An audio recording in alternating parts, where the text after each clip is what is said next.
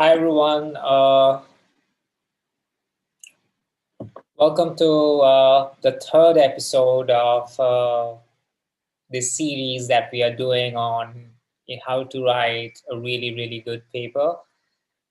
And today, as the title suggests, we are going to now talk about how you can actually drafts the best blueprint and how you can organize your entire paper in a very structured manner, very good way, so that you can get to a starting point which will help you to write a really well written paper, right? So the last two episodes were where mostly we were talking about how why you should be reading a very well written paper, and what are the different takeaways that you should be looking at, how you should even choose a very well written paper, and what kind of learnings that you can have when you're reading a very well written paper, how you can apply many of those techniques in your own paper when you're writing your own manuscript. In the second lecture, we discussed about how one can become, or one should become, one's own reviewer. What is the reviewer's point of view when a reviewer is going to go through your paper, your manuscript? How a very good reviewer in a very good place would look at it, and how you can preempt many of the reasons why a paper get rejected, and how you can sort of figure out what are those reasons at a very early stage, even before you even start writing the paper, and you have all the key ingredients, so to say, ready when you are about to write a paper. And kind of what I call as to make sure that everything is all in one place, all the stuffs that you would require before you need to make sure that they are all in place. And then today the third discussion would be that today's as I said, like, now we are all set to actually write the paper, but not really write it in that sense. We are right now going to figure out how can we provide a skeleton, how can we make sure that we can give a blueprint or a roadmap of the people that we are about to write. So today is all about outlining the paper, and in a later session, in a later episode, we will discuss. Of course, today also we will discuss about how to put the flesh in. But before you put the flesh in, we need to make sure that you have a fantastic skeleton on which you could be putting your flesh. So that's what it is all about. So how to draft the blueprint of your paper so that you are all set, you are all ready to write a very well written, well structured, well written paper, right? So folks, say hi. I can see some people joining in. Say hi and hello to each other. I would love to know who you are, whether you are our regular visitors or whether this is a first time for you. And if it is a first time for you, even if you are our regular visitors, because there will be other people who would be joining us for the first time. So just say hi and hello. What's your name? Which university or which institute you belong to? And what kind of research area you are in right now. So just say hi and hello to each other, and don't feel shy.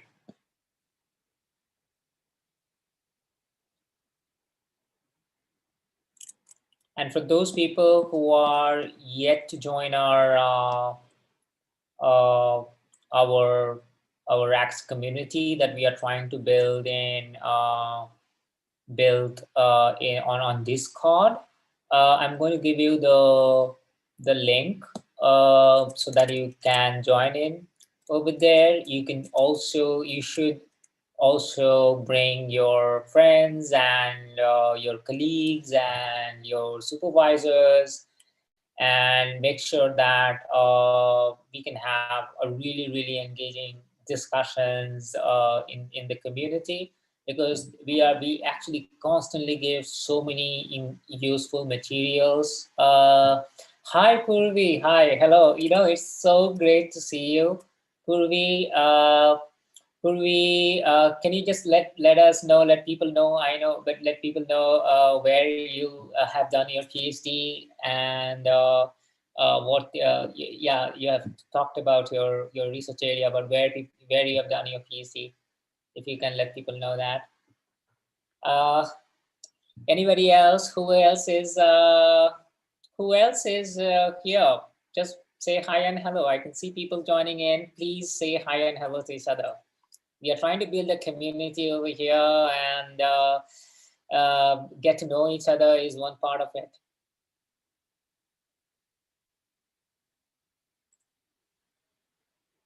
Hi Shripad. I think Shripad, this is your this is your second time. Is it your second time? And just let us know, what Shripad, I know this is repetitive, but there are people who do not know you, who are going to join you for the first time. So just oh, you are from the Acid NLP lab. Okay, all right. So just so you are essentially working in which problem in NLP?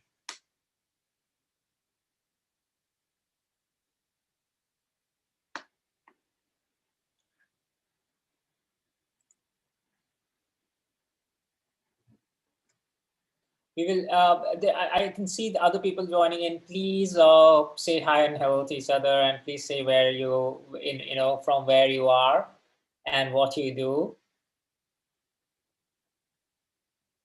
We'll start the session in a couple of minutes.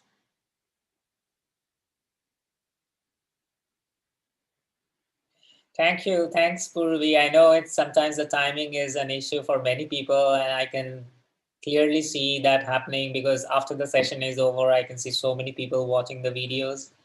And we do wish that we can actually reach out to more people, uh, and share whatever I have, whatever knowledge I have acquired, or whatever best practices that I have acquired through my own experiences in my career, and also to get your opinion. By the way, it's not just about me sharing my opinions and my experience. You should also be, putting your own thoughts and your own opinions. And I keep looking at what you are putting in, so that we can have a very nice, engaging conversation. Okay, Shripal, so you're working on word embeddings. Great. We will try to do something specifically on AI. Just to let you guys know, we are trying to figure out a whole series on different aspects of AI.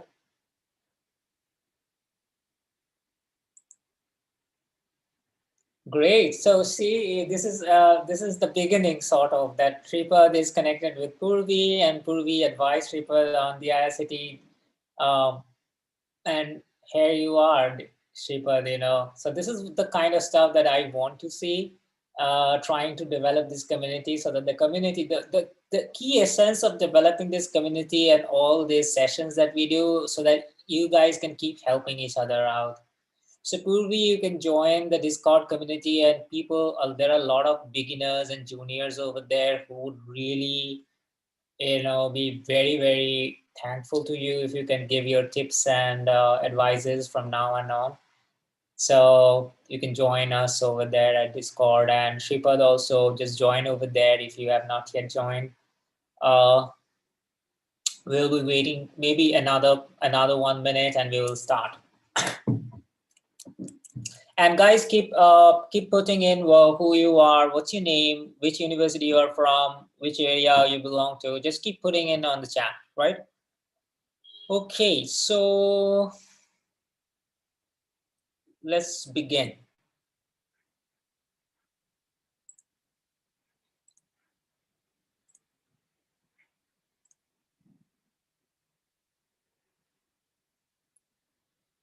All right, so I hope my screen is visible.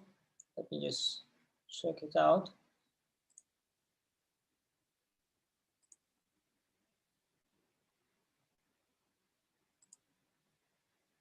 Yeah, yeah.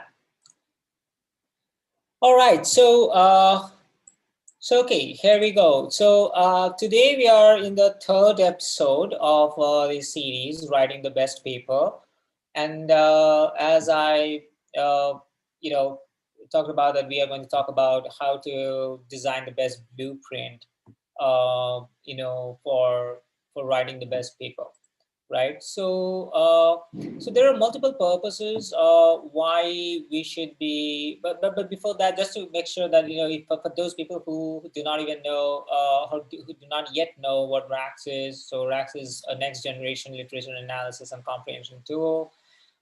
This is a website. You can check it out later on whenever you have time, to see whether this can be useful for you or not. But of course, we are going to show a little glimpse of Rax in terms of certain things that you can do inside Rax in terms of the context of today's discussion. Uh, so so you see that the major problem uh, that we face is essentially what we call as the writer's block. When we actually start writing uh, papers, or the draft, and this is very, very nicely portrayed in this PhD comics, that you start writing something, and then essentially it's almost like a frozen situation, and suddenly you get into this a writer's block, right? And you're not very sure where to start and how to start and what should be the way, how to even begin the first draft. And a lot of times what happens is that when you're in some sort of a writer's block, you tend to procrastinate, right? So that also happens. That used to happen when I was a PhD student. And it's like, yeah, I'll do it later. I'll do it later. So this is something that we need to understand, that if we have a very, very, very good roadmap or a blueprint, then it smoothens the process of creating the knowledge that we want to create, right? So I will first go come into so essentially, in my previous discussion, I talked about that you have the introduction, and you have the area where you would be describing your research question in details, and then you have the area where you would be describing your method or your approach, or how you want to establish a particular, the different arguments that you will be stitching together to establish a point, to establish what you want to establish in a particular paper, in your paper.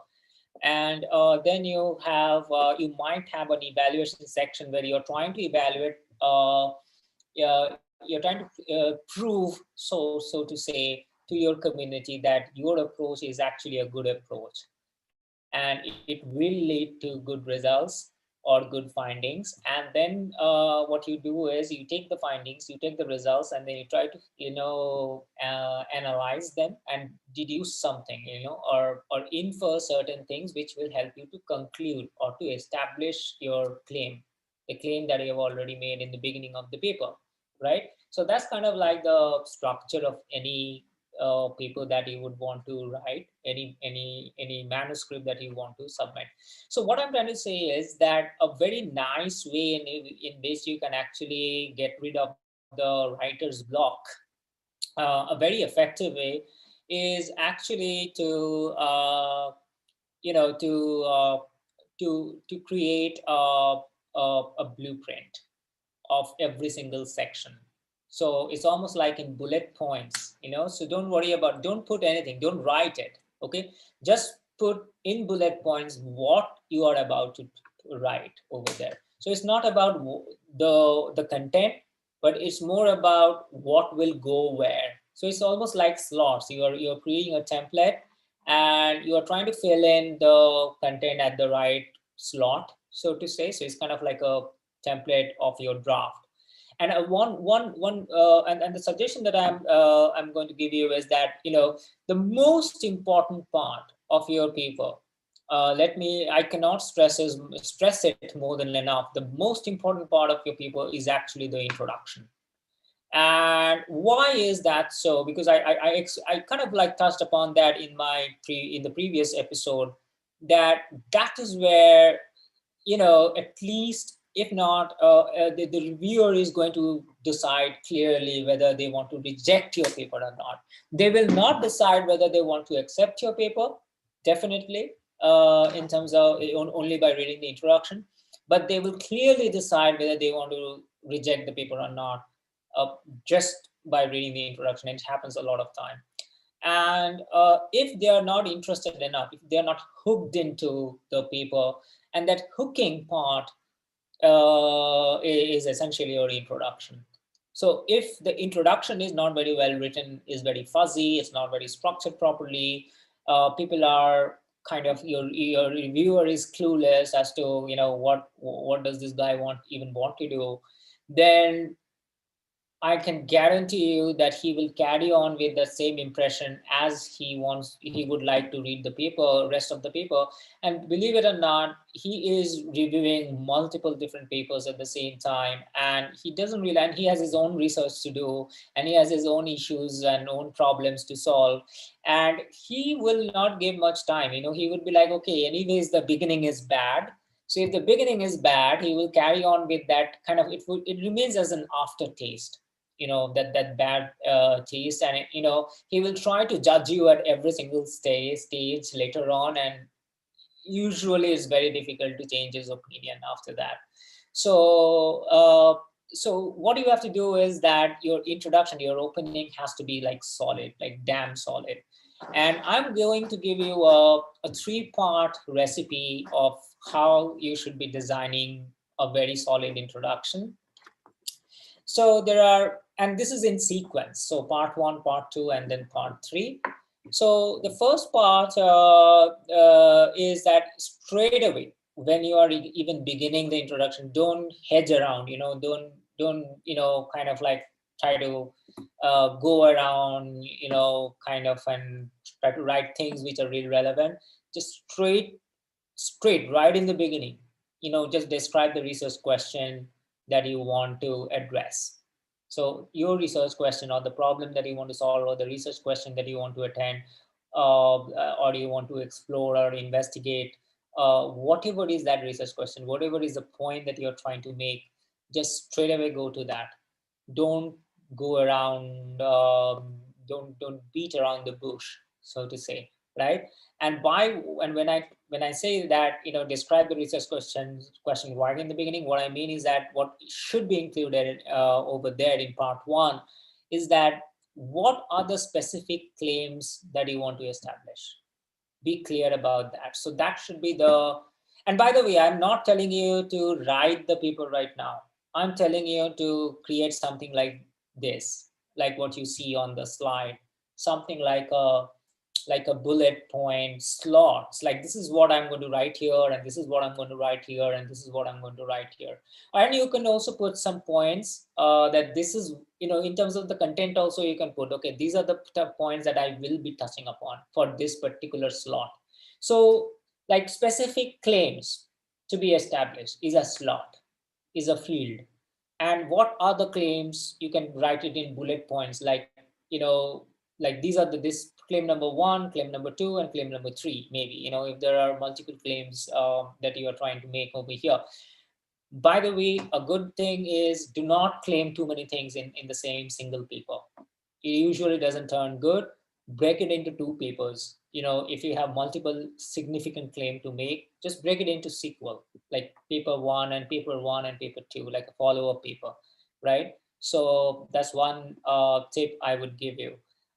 Then you should also clearly, very briefly, you should also have this slot, which is the assumptions. Like, what are the assumptions you are making in terms of the context, in which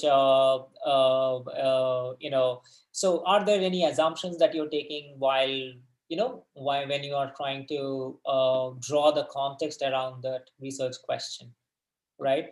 And are you taking any assumption, or making any assumptions, or adopting any assumptions when about the available data that you might be using, right? Regarding maybe, you're making an assumption regarding certain aspect of the data that can be anything. It can be even some probability distribution of the data, or that can be like something about the sample statistics, some sort of a statistics of the data. So if you are making certain assumptions, make it very clear right in the beginning that these are the assumptions that I am going to take while addressing this research question. So if it is something to do uh, with the, let's say, with the background of the research or the motivation, let's say there is an assumption that you are taking while designing the motivation behind the specific research question. So you need to make that very, very explicit right in the beginning. Don't hide it, because what happens if you hide those assumptions, then I will assume that there is no assumption. Let's say I am the reviewer, so I'm going to assume that there isn't any assumption. And later on, when I suddenly see that you are kind of trying to solve a problem which is essentially a very, very smaller version, a small version of the problem that you originally claimed that you will solve in the introduction, then I feel cheated almost. I feel like, hey, you're setting something up in a very different way. Your claims are very tall, so to say, very big claims in the beginning, but you are kind of trying to sneak in and make a very small claim in the middle of the paper. And that's not a good thing. It doesn't matter, even if you are solving a particular aspect of the problem, be absolutely clear about it, because we all know in the research community that it's not the point is not to solve the entire problem in one paper. Okay, the point is not to do that. Okay, so that's not never the goal. So don't worry about that part, that what will happen if the problem research question itself is uh, if I'm putting all these assumptions and making it very clear right in the beginning. It's actually a very good thing to do. Of course, I told you in my previous episode that even before writing the paper, even before doing the research, the step zero, you remember the step zero was what? The step zero was that you really need to make sure that the research question is an important research question and is something that your community is going to be interested in. Okay, so that is something that definitely has to be there. So I will assume in today's discussion that you have already done that, right? So you have not picked up a research question that nobody cares about. Okay, so then part two is motivation behind the research question. So that is where what you have to do is, there are two aspects to it. The first thing you have to write about, and this is the slot essentially, and this slot has to be filled, which is why addressing the research question is important.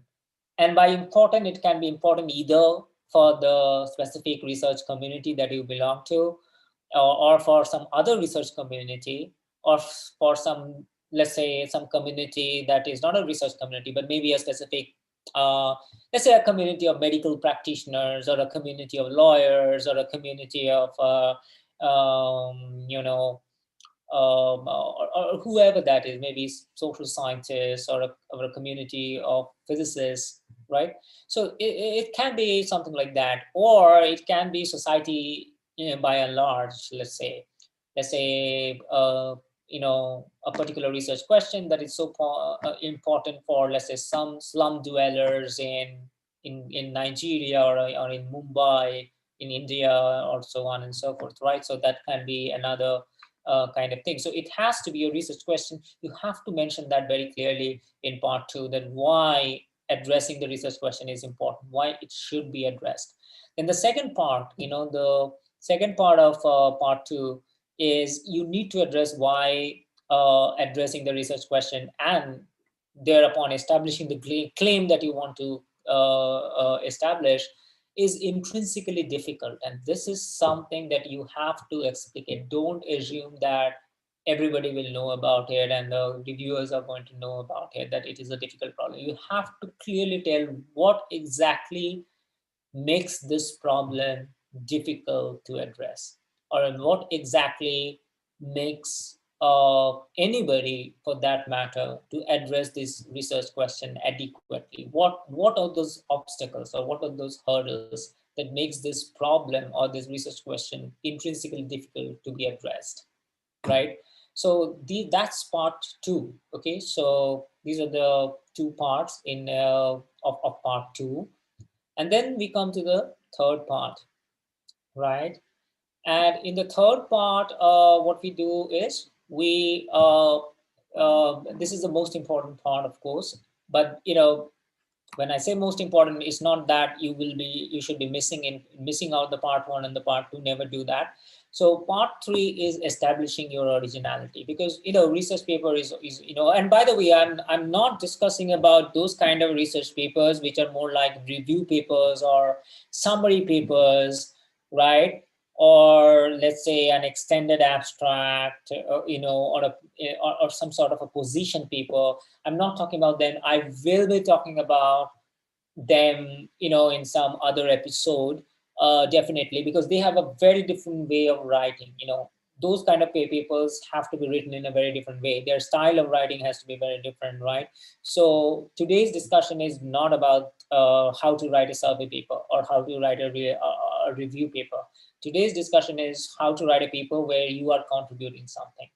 Okay, so this part three, which is the establishing your originality, is the most key important thing. And over there, in your introduction, and over there, one slot, the first slot is what research gaps or opportunity did you identify, right?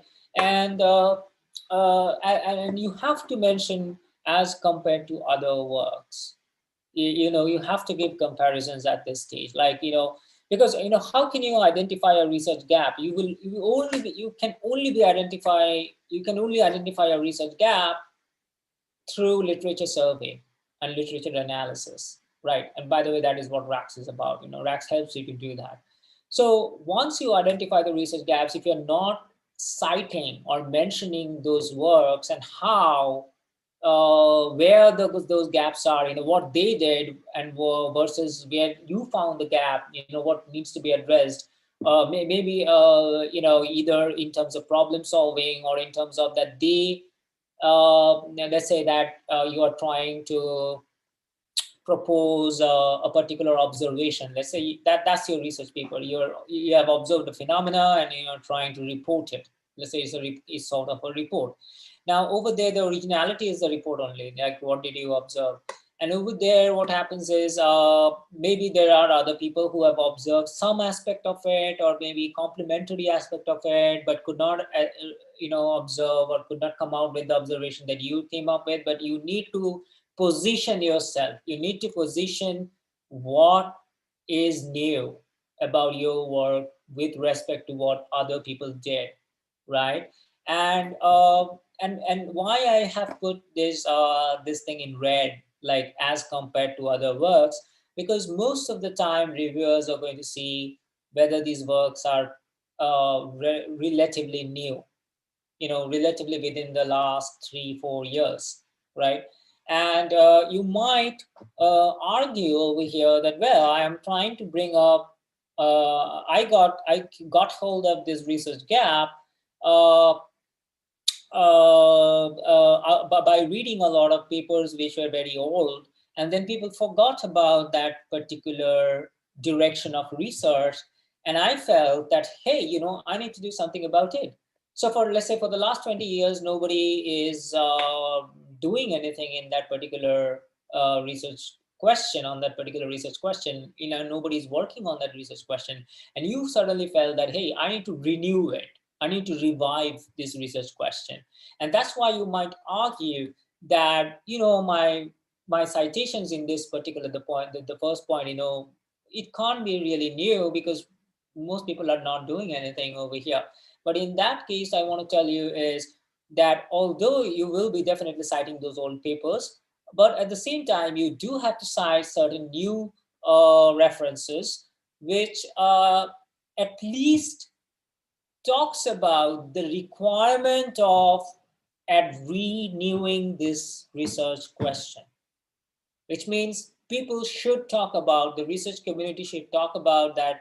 It should not be just only you alone in the entire world who feels that this research question should be revived, should be brought back.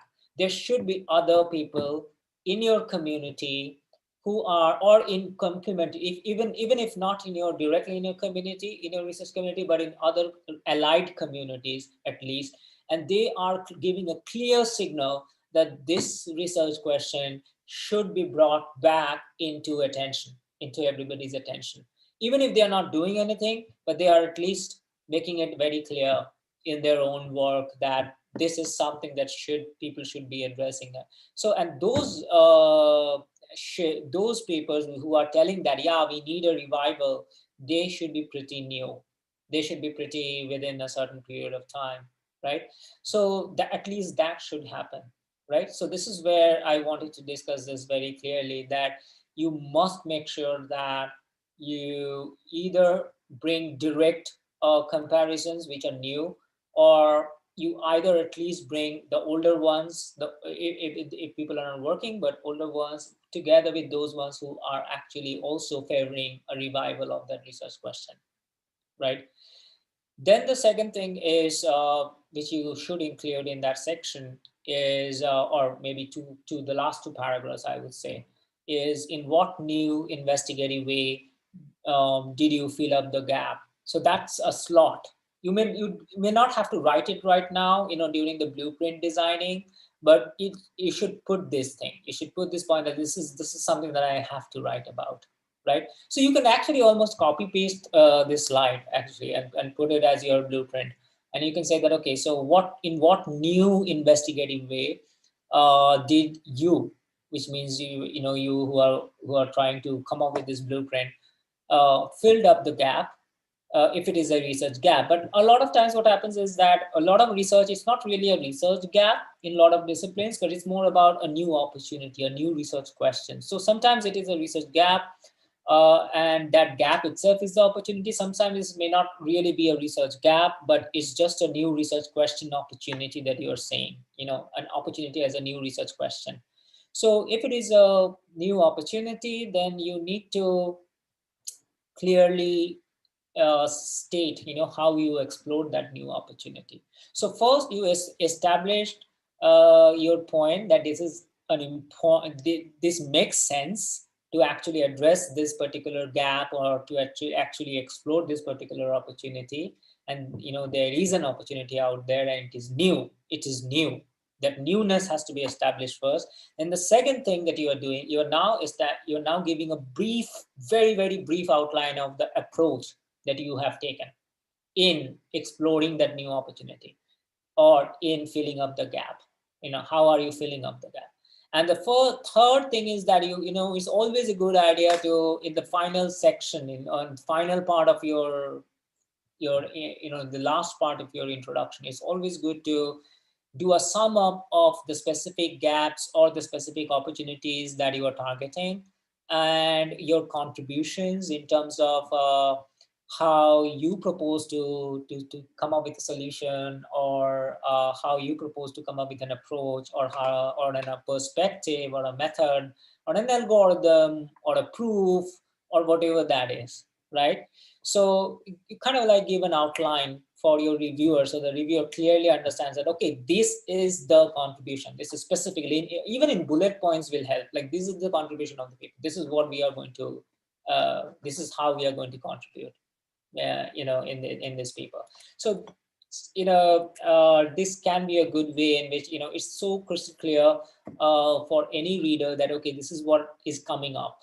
So this is what is coming up in the rest of the paper, or in the remaining paper, right?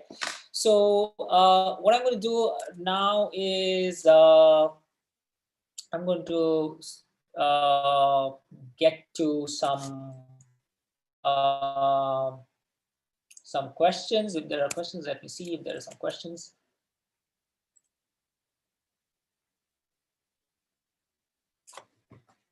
Okay, so I'm waiting for questions, guys, and please put questions so far, whatever we have discussed so far. If you have any questions or comments, or any sort of your own way, your own methods, or what method do you follow, and so on and so forth. Just hi Vidya, hi Rita. I remember you. I hope you are doing very good and being very safe. Great to see you. Great to see you on live.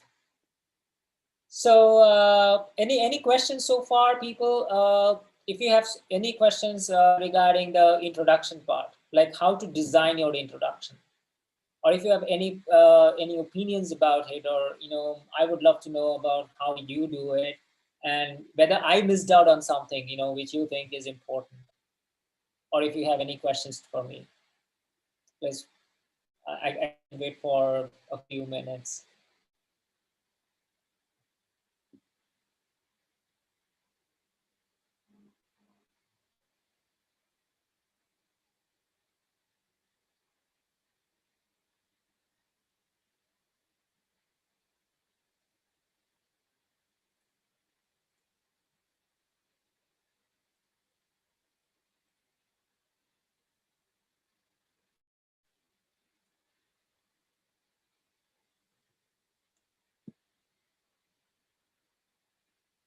Okay, I think there isn't any question as of now, or just if suddenly the question pops up, just put it out there, because I have the chat open, so I will be putting, I'll be coming back to those questions. Just make sure that uh, you know uh, whenever certain questions come up, don't be shy, just put it out there, right? So yeah. So now, having done the introduction, let me try to make you understand how you might be doing this inside Rax. Okay, so let's see how you might be able to do a design, of the introduction inside Rax. So for those people who are yet to find what Rax is, just go to this website, Raxter.io, and type it on your web browser, and you'll get to the landing page. You sign up. It's a very easy sign up process. And once you sign up, then what happens is you get to your project space, and you can create multiple different research projects at the same time. Some of the projects may be in solo mode, some of the projects you may be doing in collaboration. You can do all sorts of such things, and some of these projects may be related to each other, some may not be related to each other, whatever. And let's say that I am right now working on let's say I'm working on this particular project, research paper summarizer.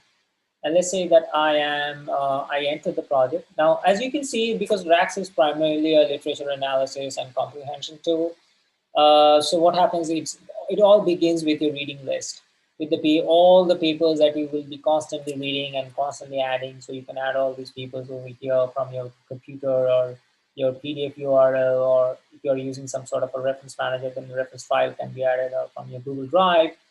And what happens usually is that, while you are doing literature review and literature analysis, at some point we'll be kind of ready, really, that, okay, so now I'm ready to actually start even thinking about writing my own paper, right? And many of the ideas will actually come while you are doing literature analysis inside Rax. I'm not going to go into the literature analysis part, but what I'm going to show you is something interesting, that while you are doing the survey, you can, sorry, the literacy survey or the analysis, over here there's something called drafts. So you can go to drafts, and inside the draft, what you can do is you can create a new draft, let's say for this project, because this is a research project and you will be writing a paper. And what you can do, you can create a blank draft. And let's say that I name it Introduction Blueprint version 1, or maybe just introduction blueprint, and I create the draft. And then what I can do, I can, if you want to add some tags, you can add some tags. So I can add, in terms of whether whatever would be meaningful for you to add. And then what I would do is I would start putting some of these things, and I can even copy paste some of these things. So maybe I can just copy paste this thing, and I can put it over here. Um, let's see if yeah. So I can put it over here, and now I know that these are the stuffs that I need to fill. Okay, so I know my blueprint, right? So my introduction blueprint is getting ready, and I know these are the things that I have to. So yeah,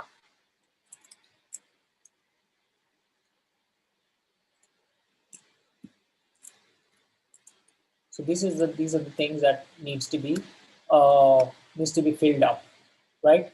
And then I can also, this comparison to other works, this will come from my literature list, right? Like, because I've read so many papers and I know which papers to I would be specifically comparing with, and what aspects of the paper I'm going to compare with. But this is something that I already have. And by the way, when we were discussing about literature review sessions, in the previous episodes, and we have other videos also you can watch how to do that. So when you were doing literature analysis, literature survey, I told you that a very good way while you are doing literature survey is to keep putting down these things like gaps in your research problem formulation, gaps in the research approach, gaps in the evaluation, and so on and so forth. So this will, and because all these gaps will keep coming up as you are reading more and more papers, and it should not just keep, go out of the window. So essentially, it's very good idea that while you are doing the literature survey inside Rax, you whenever you see there is a gap, there is a possible gap or an opportunity, you just create this kind of you know uh, a draft, and you can keep putting your, just dump down all the gaps that you're finding. And then what happens, you can click on it. So imagine this is empty right now because I've not done anything, but imagine that you have all the gaps over here. So now what you can do is that you can now look into this gaps, like in terms of the research problem, and you can start putting it point wise over here, right? So this becomes like a template for you, and you know exactly what you're going to do in your introduction, right? And while you're putting your points, it might, and as you're trying to fill up more and more details at every single slot, like the context. So okay, so here I need to write about the assumptions in my context. And if you want to find more papers, you can always, right now this doesn't make sense, but still I will just show you for the sake of how you can actually use it. So let's say that I'm writing something and I really want to now figure out, are there any other papers that I missed out on? Maybe I missed out on specific things, or maybe, when I'm doing this comparison over here, and maybe I just want to recheck or double check, or maybe there are new papers that I missed out. So what I can do is I can just select whatever I write in these research gaps.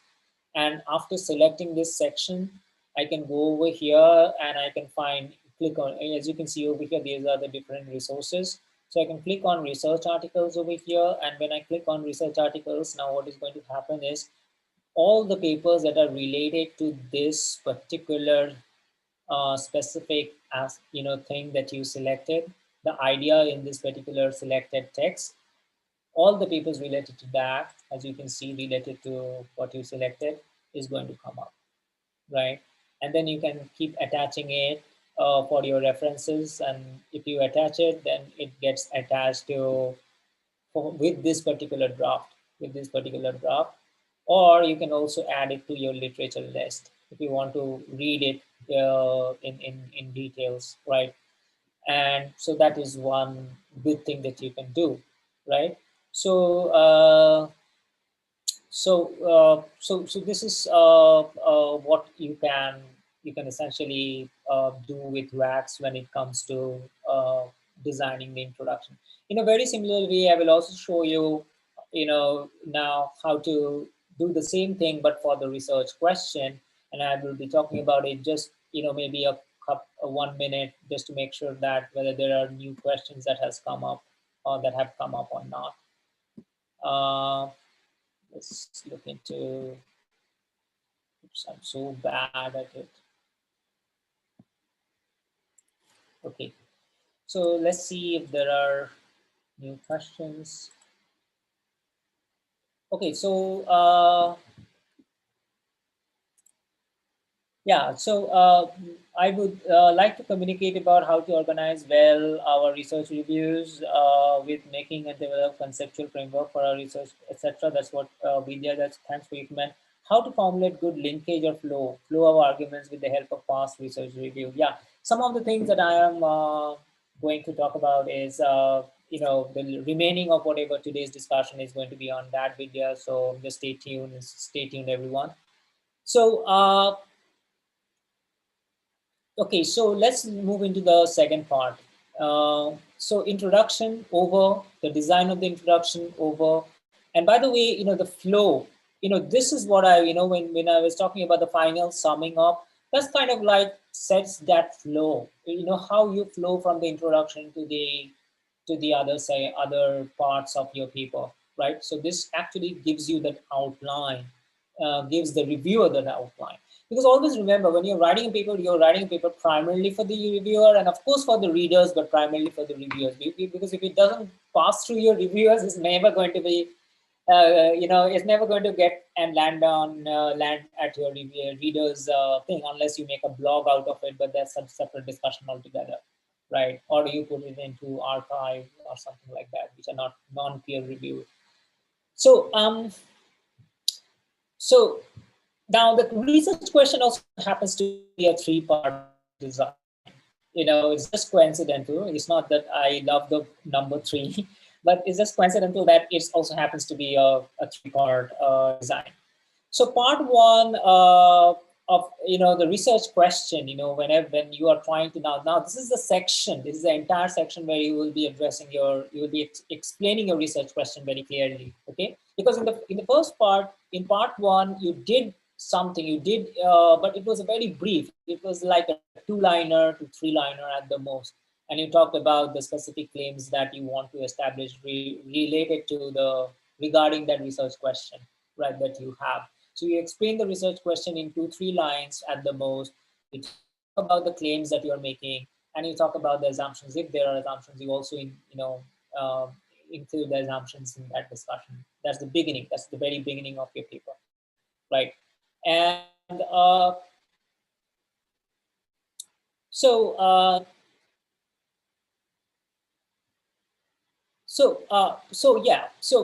the part one of the research question section is that you first need to crisply define if it is more of a research question that can be defined, like in terms of mathematical formulation, or at least you should be formally describing it in some formal way, which depends upon which discipline you are in. So every discipline has their own formal way of describing a research goal or a research question. So you should be crisply defining that. And you need to understand, this is something that we have to understand, that every gap that you have identified during literature review, during your literature survey, and all the time that you are finding new gaps, every gap that you identify or every opportunity that you discover in that process, in the literature review process, must have a corresponding research question or research goal. Okay, and I give you a very lame example, I know, but just to make you understand, because I didn't want to take an example which is very discipline specific, because then it would be very hard for all of us to understand what that would mean. So imagine that you find a research opportunity, and let's say that you suddenly, you are reading all these papers, like hundreds of papers, tons of papers, and you're like, well, people have not really asked this question. Like, people have not figured out the color of sky, let's say. So that's what the opportunity is. And then, you are also very sure that, yeah, it's very important to address that, let's say. people should know about the color of sky, let's say, whatever that is. I'm making a very lame example over here. Now, the research claim that you need to establish over here is that the sky is blue, right? So that's the research claim that you are trying to establish. And that's why the corresponding research questions is, what is the color of sky, right? That can be one research question, right? Or another research question, a different kind of way of formulating the research question can be, to what extent, what is the probability that the color of sky is blue? Let's say that can be another way of formulating the same opportunity. So the opportunity is that people have not yet addressed this, and the question is, what is the color of sky, right? And what you will be establishing in throughout the paper, whatever you do, the ultimate thing that you would want to come up with are supportive evidences to show that the sky is blue, right? So and so that's what I mean by this statement, that every gap or every opportunity has a corresponding research question, and that is what you have to clearly describe. This is the research question that I want to address. So this is the difference between so you need to understand what is the difference between a research question versus a research claim versus a research opportunity, right? So this is something that you have to understand. Research question has to be completely described, which means that if you want to address what is the color of sky, then you cannot just simply say, okay, I am only going to describe what is sky. Let's say that you did a description, but the description only covers what is sky, okay, and it doesn't cover the entire question, what is the color of sky. But because if you really want to address what is the color of sky, it should be crystal clear that, yeah, what is the color of sky has to be completely addressed in your research question formulation, right? So it cannot be fuzzy, it cannot be incomplete, okay? And the other thing is that unambiguous terms, and you should be using as much as possible those terms or those jargons which are discipline specific, which are very well accepted and very well known in the community. Do not try to bring your own terms or your own tokens or your own words or your own concepts, or naming of the concepts rather, for those things that already exist, that there are already people, the research community already knows about them, right? So don't never do that, because it's a huge it's going to create a huge problem for you when it comes to reviewing, because reviewers, these are one of those reasons why if not rejected, but your manuscript can come back to you for revision, and it will unnecessarily prolong the entire submission process. So and so unambiguous over here in this lame example would be that if people don't know what is sky, let's say you are addressing, so don't do that. If sky should be a term that everybody should understand, or color should be a term that everybody should understand, right? And if you are introduced, let's say that you have to formulate this question using new terms, because that's so new, the research question is so new that you cannot simply, you have to come up with new concepts. Then you have to have a separate section where you define them very clearly. What is sky? What is color? Right? And it has to, in this same section, within the same section, but in a different paragraph, you have to give all the clear definitions. Definition 1, definition 2, definition 3. You need to define what color is, what sky is, and so on and so forth, if you think that that is not something that is very well accepted by the community, right? So that's part 1. Part 2, after you have done that section, maybe this would require you to write 2 paragraphs or something like that. And by the way, this is just the outline. Again, I'm pointing out, this is the bullet points, this is the blueprint. So don't try to write the paper just on the onset. Just create the entire blueprint first, and then over there, the part 2 the part 2 point that you have to address is, if an important part of the research question is left out, let's say that you want to leave out an important part of the research question, which is important for the community, but you don't want to address it in in this paper, and that's perfectly fine. You don't have to address all the different dimensions, all the different aspects of a research question.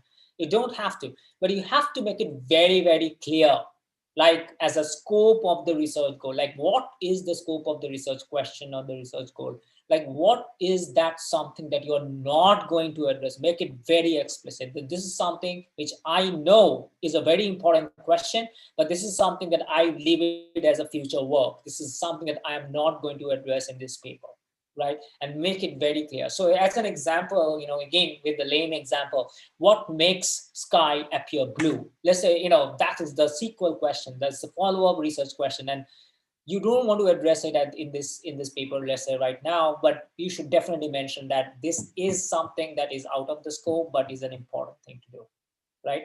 So that's part two. So you need to have that thing, as what is the scope of your research goal. And part three is where you crisply define and describe the assumptions. Okay. So we talked about a little bit, like one liner of the assumptions in the introduction, but you now explain it in details. Like, what essentially are those assumptions? What does it mean? What is the implication of those assumptions, and so on? Like, what is the basis or what is the foundation of these assumptions? Like, why is it important for you to take those assumptions? Why do you have to take those assumptions? Right? So that is what the basis of these assumptions is. Like, why is it important for you? Why you have to take it into consideration? And the second thing is that why it makes sense. Why those assumptions make sense? Because which means that in a lot of realistic situations, those assumptions should be valid. Hopefully they should be valid in most of the situations or in many situations, right? And you have to clearly mention in which situations they are actually valid. That is what I mean by why does it make sense to have them, right? Because you have to give that support that, okay, it's not just, out of the blue, I'm just taking an assumption just like that. It's not like that. You have to give explanation, supportive justification of why are you taking that assumption. So that's that first slot in that third paragraph, probably, where you're talking about the assumptions.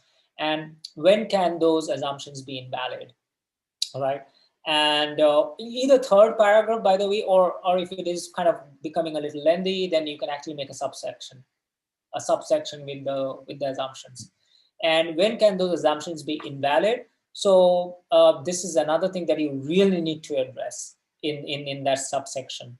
And you have to say that if yes, first of all, you need to clarify that. And if you think that yes, those assumptions can be invalid in certain situations, then uh, you have to write about those situations. Like, under these situations, the assumptions may not hold true.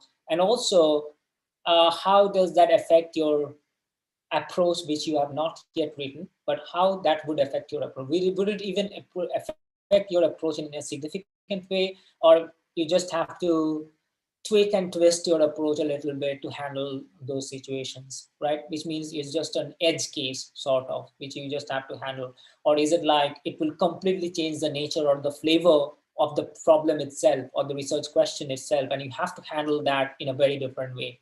So this, when you talk about this, what happens is that your reviewer suddenly starts earning a lot of respect for you as a scholar, because your reviewer would expect that you are a very solid research scholar. You're a very solid scholar, and you know what you're doing, and you know what you're not doing, right? So when you're talking about all these things, and you're saying that, okay, this is how the approach is going to be affected if we do not, when the assumptions are not true, then I earn respect for you. Let's say I'm the reviewer, so I know that this guy has clear idea what it means, right? Whatever he is trying to address. And very briefly, how would that affect? Very, very briefly, how would that affect that approach? Which means you have insight. You're giving the reviewer a clear indication that you have very clear insight about what is the big deal. How much of a big deal is this research question, and what is that something that you're tackling?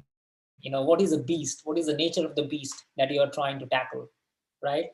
So this is how you should be, framing up the entire research question section into three different parts, and these three different parts can be three different subsections, and this is how you should like formulate it, right? Any questions so far? Let's see if I can find some questions.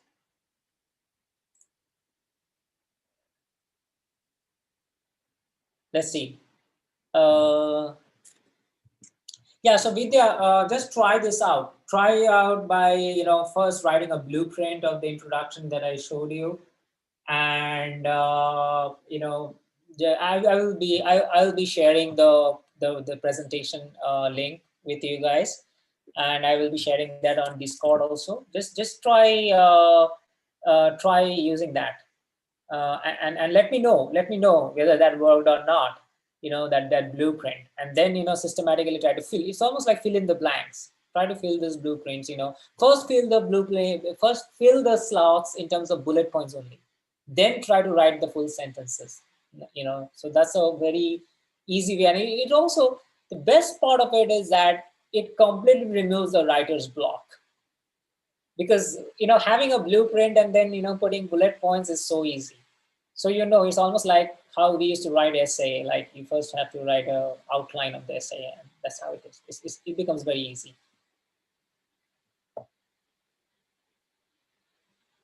Okay, how to formulate the research title appropriately. So I always believe that it should be the last thing that Vidya, that you should be doing. The very last thing, like, after you have done it with everything, because research title is so important. Don't go for the research title in the beginning. Just keep an open mind. First do all the things. First write it down, write the abstract, first write the conclusion, write the abstract, and then think about properly what should be the research topic. But I will talk about it in the next episode, the finishing touches, and then how you can actually do all the finishing touches. So in the next episode, definitely I will be talking about those things, because the blueprint is everything. I'll tell you that if you actually follow this blueprint, you'll get a really, really good paper out there, and then title and everything will be sorted out very easily, because you know what you have done. You have written a very well structured paper, and it becomes way easier to actually think about the title now.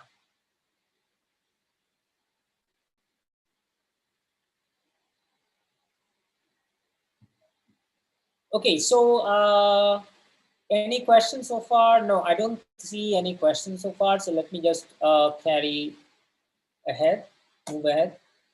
So now, in the same way, you can actually go back to Rax, and you can create a new draft over here.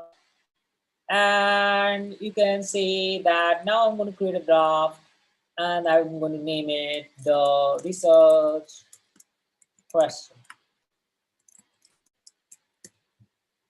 blueprint. Yes, sir. I'm just giving you the name. You can name it in your own way.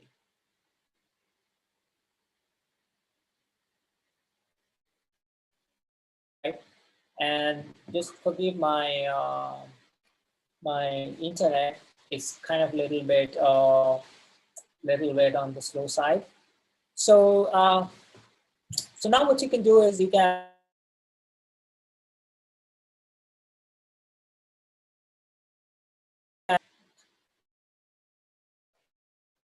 you can create another such draft, and after creating this draft, then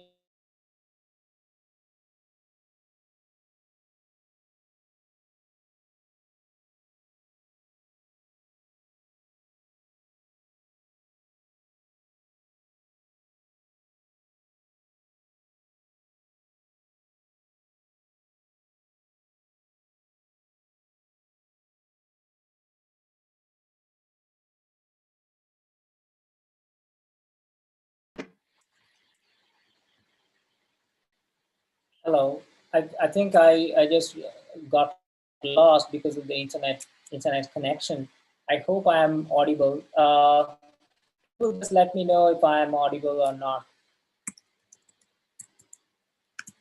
I just got disconnected from the internet, so just let me know if I am audible.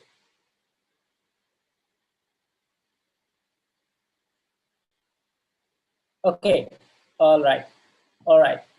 So yeah, so you can create another draft. I don't know whether the draft got created because my internet got lost. No, yeah, it got created.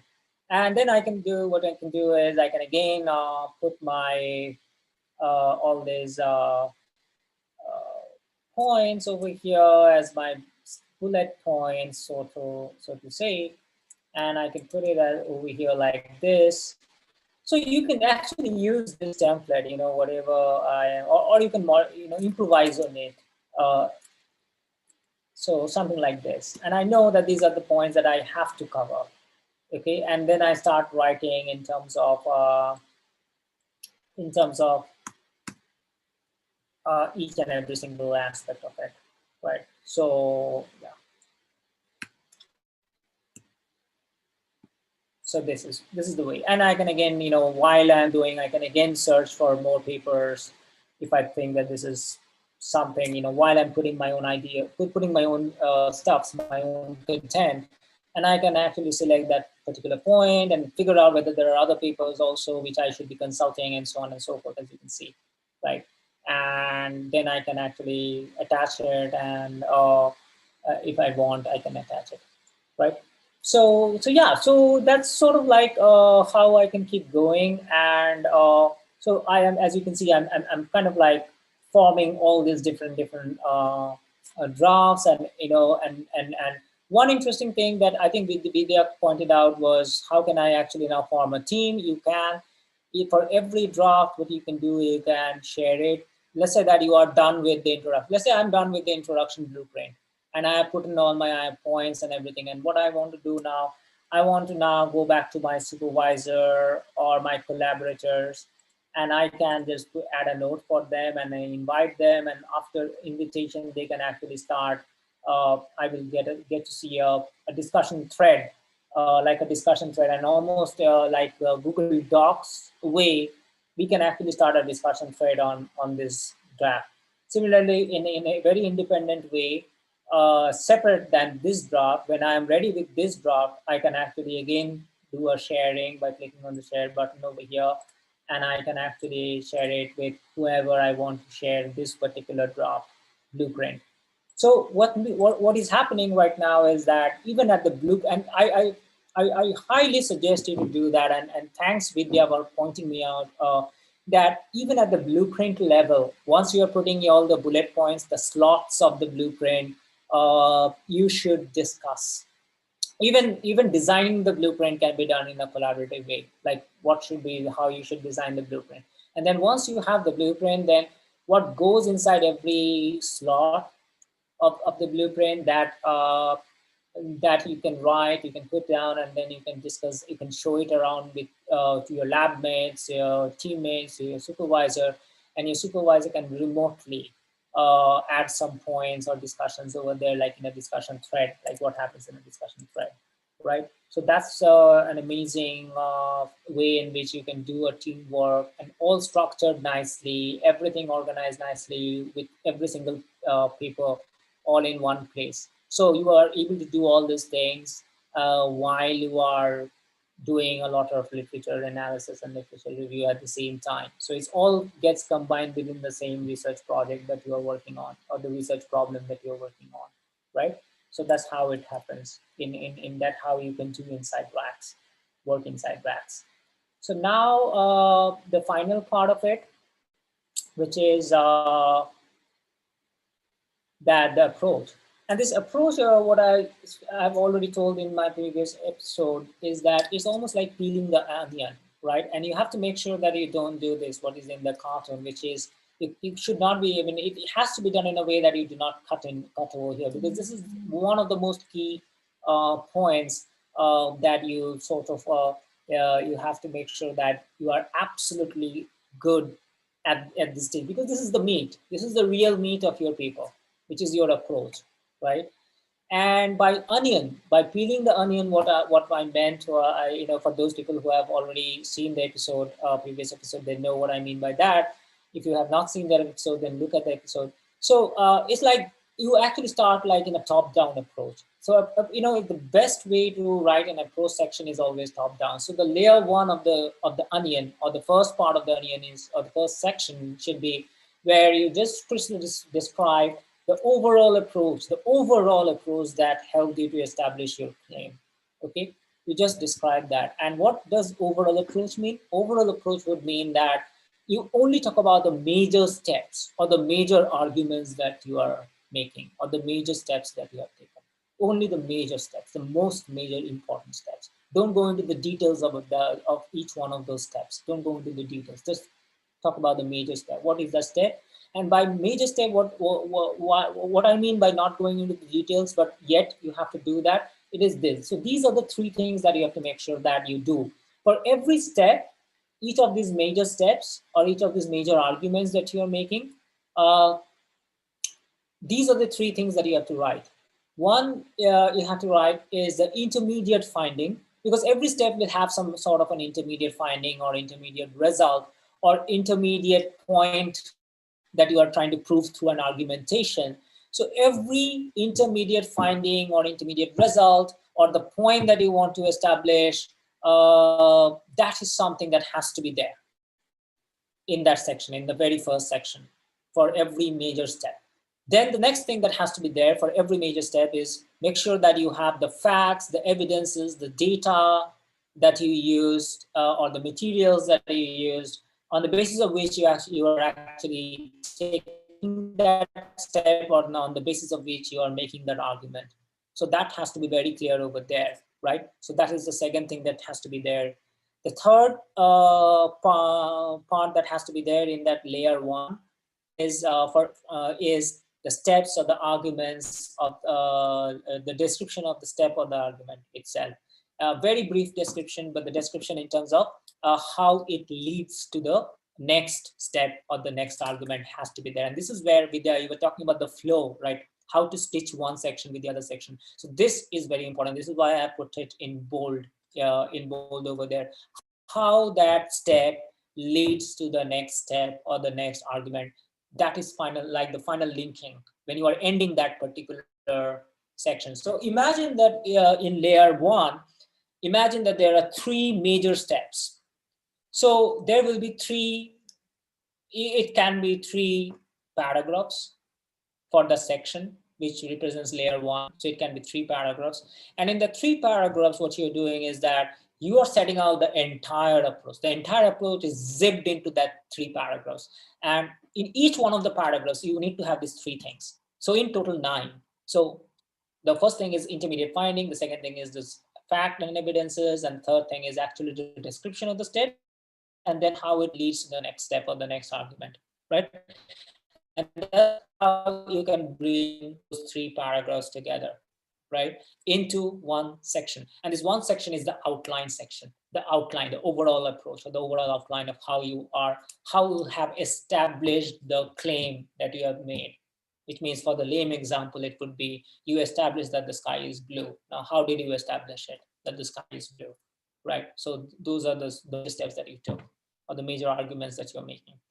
Then comes layer 2. Now layer 2, this is where the top-down approach comes in. Now layer 2 is that you now go back to the first step, which you describe very briefly in layer 1, and you go into the details.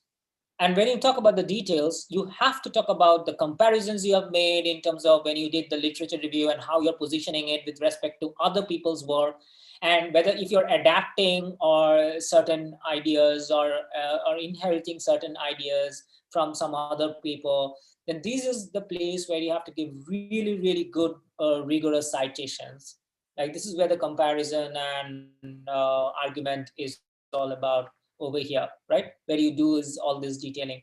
And then you detail out the description of the facts and the evidences and the data and the materials, which you did over here, but over here you just briefly mentioned them, but you now need to give a very detailed description of the facts and the evidences and the data and the materials, right?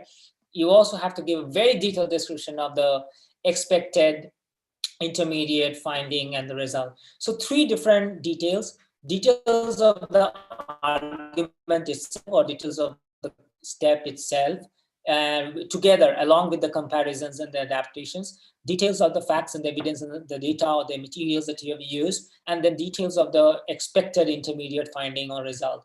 And these details are extremely important. You know why? Because this is the section where your reviewer is going to judge whether it is reproducible, whether your approach is reproducible, which means that if some other researcher now reads your paper, reads your approach and does the same thing, will they be approaching at the same evidences or the same facts or the same findings, right? So is this reproducible? So this is why this detailing is very important, and this has to be in a linear sequence, which means you take key step number one, that itself is one section. If you have three major steps, then step number one is one section, then the next step is the next section, then the next step in the next section.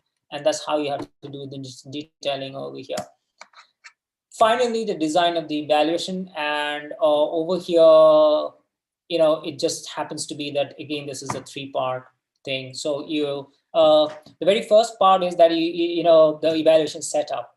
And by evaluation setup, what it means is that how the approach has to be evaluated. Like, how do you want the approach to be evaluated, or how the approach should be evaluated? It's not about how do you want, but how the approach should be evaluated, in terms of its rigor, in terms of its validity, in terms of its reliability. So three things: you have to evaluate the approach in terms of its rigor, in terms of its validity, and in terms of its reliability. And that's why it's absolutely important that you make it very clear that you have evaluated the approach in a very controlled environment, and that controlled environment is unbiased, which means you are not trying to bring bias into your evaluation environment, and then you're trying to show that, wow, my approach is really good. You can't do that. You have to make sure that, because your a good reviewer is always going to make, this is one another important place where any good reviewer is going to make sure that it is unbiased, controlled environment, and the approach has been evaluated in terms of the rigor, in terms of the validity, and in terms of the reliability, right? So all your figures and all your tables that you're going to give in this section has to support the rigor, has to support the validity, has to support the reliability. So your evaluation goal in this part, your evaluation goals has to be very clear. What exactly are you going to evaluate? Uh, when it comes to rigor, validity, or reliability, what exactly are you going to evaluate, and the corresponding evaluation parameters. What you have to detail out the description of the control environment, and then you have to detail out the description of the experimental data set, or the sample that you're going to study, and so on. So those things uh, comes under part one. For part two, the evaluation method and the observation, definitely. So what were the steps? What steps did you take to conduct the evaluation, and what observations came out of it, of course. And then part three is you need to analyze the observation in terms of statistical way, or whatever way is important in your research discipline, in your particular community, research community.